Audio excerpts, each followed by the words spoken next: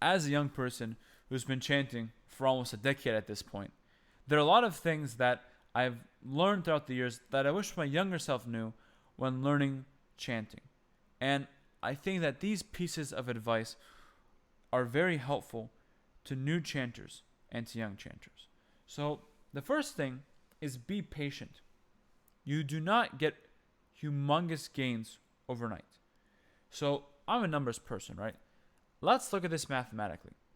If you make a 1% improvement every day for a year, after a year, you are going to be over 37 times better than where you started off.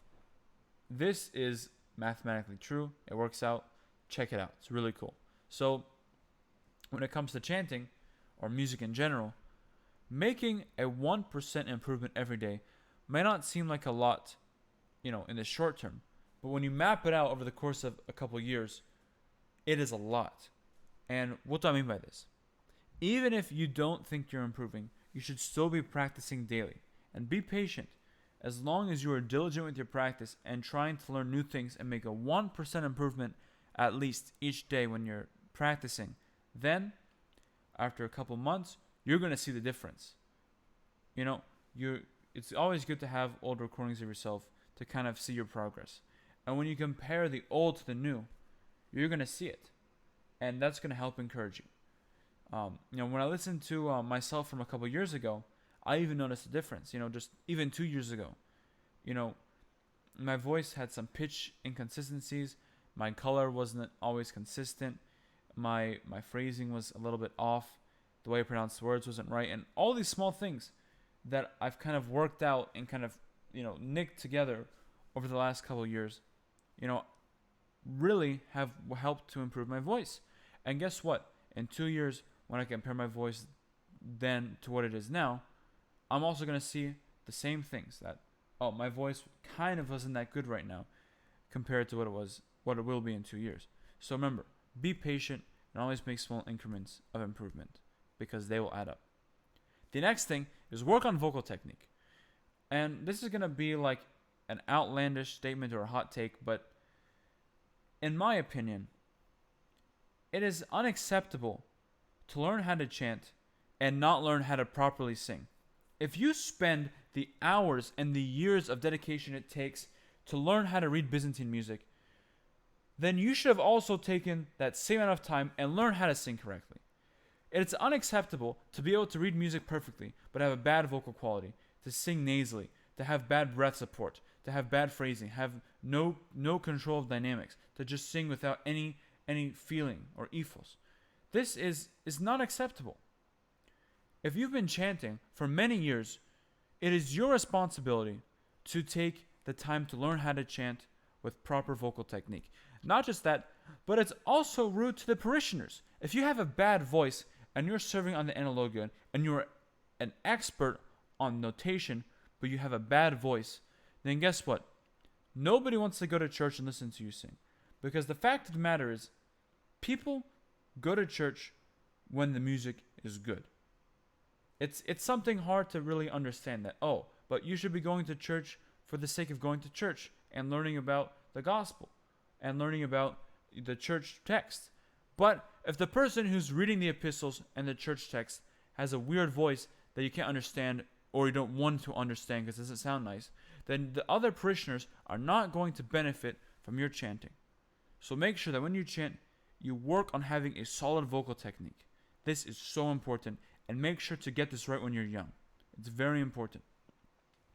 The next piece of advice is, don't let older people or older chanters kind of put you down. Listen to their critiques. If they have a piece of advice, listen to it. But what I've noticed, and I feel like a lot of times I get targeted. Many times I feel like a lot of times people like to put me down because I'm young, and they say, "Oh, what do you know? You don't know anything." I have a degree in Byzantine chant. It's like I know what I'm doing. I know I've been studying singing technique for 8 years, and I've refined it, and I've had a lot of introspective thoughts on singing technique and getting it right. And old people will kind of see, this person, he's just like he has a nice voice, he doesn't know much about music. They kind of put you down for it. And the nice thing about this is that it humbles you tremendously. You know, nobody respects you until you're like 30 or something. You know, people kind of see you as a kid until you have kids. You know what I mean? That's just how it works in the chant community. And you know, should things be different? I mean, I don't know. It's not my choice. But you know, don't let people who are older than you put you down and make you want to quit chanting, because a lot of times, and this is kind of my theory, is that they see people who are young and good and kind of get a little afraid that they're going to take their spot. And don't ever come with the mindset that you're going to come in and take over, because things aren't set and you're young, and although you're ambitious, and I think having ambition is good because it drives you to do better and make gains. Don't try to change everything up. Just go with the flow and take your turn and stay out of other people's way. So the next piece of advice kind of goes along with the next one, is take criticisms and use it as ways to improve yourself. If someone goes to you and says, I don't like your voice, it has a bad tone quality to it, don't be sad, say, oh no, my voice sucks. Like, no. This is something that is very immature. If someone gives you a piece of criticism, first of all, you have to analyze it correctly. Who is giving it? Is it a parishioner who is doing it out of respect? Is it somebody who's doing it because they want to improve your own voice and make sure that you are having a proper deliverance of the church text? Is it perhaps your vocal or chant teacher who's telling you advice? Or is it somebody who's like a young kid who's just kind of like being mean? But the nice thing about young kids is that they are honest. So you have to have discernment, basically. You have to understand who is telling me this criticism. Is what they're saying valid? Most of the time it is. And what am I going to do about it? Am I going to mope around and be sad about it? Or am I going to say, okay, they're right. My voice is nasally. How am I going to fix it? Let's go online and look up how to not sound nasally. Then you'll stumble upon one of my videos or another person's videos and you'll learn about it. So, make sure that you take criticisms as a way to improve yourself as opposed to something that damages your ego. Because honestly, your ego kind of sucks. You should try your hardest to not have an ego. You don't want to have pride. It's not good. Which leads into my next point, which is stay humble. If you're young, and you're really good, and you can really sing well, and you can read music well, don't assume that you know everything. Don't say, "Oh, I'm a master at Byzantine chant. I have everything there is to know learned, and I'm perfect." No. Because guess what? What comes after the pride is your fall. And guess what? You are going to fall. Something's going to happen to you. You're going to get sick. You're going to realize that you're going to listen to an old recording of yourself and kind of see, oh, maybe I'm not that good.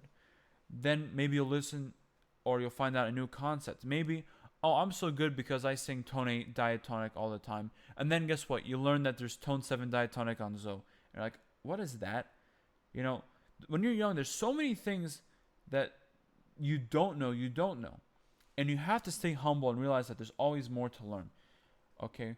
If you let your ego get in the way and say, oh, I'm a master chanter, I don't got to learn anything, I don't got to listen to any of these old boomers, you're not going to improve. In fact, you're actually going to get worse, because this pride reflects in your chanting, and people are not going to like your chanting.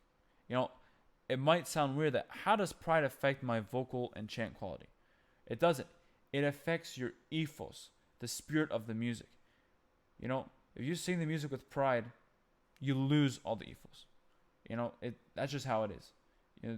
Literally, you just lose it. That's just how it is. So stay humble. And the final piece of advice that I would give to young chanters is to use chanting to make spiritual gains. Now, spiritual gains is kind of a concept I made up, a couple of maybe like a year or two ago, which kind of was synonymous with like the gym bro type of environment. when you make gains in the gym, you're making muscle mass, building muscle mass. When you make spiritual gains, you're working on making improvements in your spiritual life.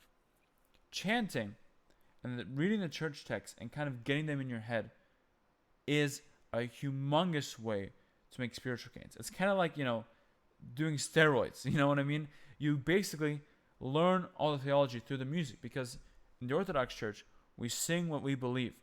And guess what? When you sing this, the melodies get implanted into your head, the words go along with the melodies, and then the words get implanted in your head, and soon enough, the words in your head go to your heart, and then you make some spiritual gains. So make sure that you use chanting not as a way to kind of pass the time during church. Oh, I'm just going to chant so I don't get bored during church, or I'm just going to chant because I like to sing and I kind of want to flex my voice, that's not why you should chant. This is like the worst reason to chant. You get bored in church, so it makes you engage. Although that is a benefit of chanting, that you get engaged in church. If you solely chant so you don't get bored in church, you're still going to get bored on the analogion. It's not going to fix that. And, if you chant just because you want to show if you have a nice voice and stuff like that,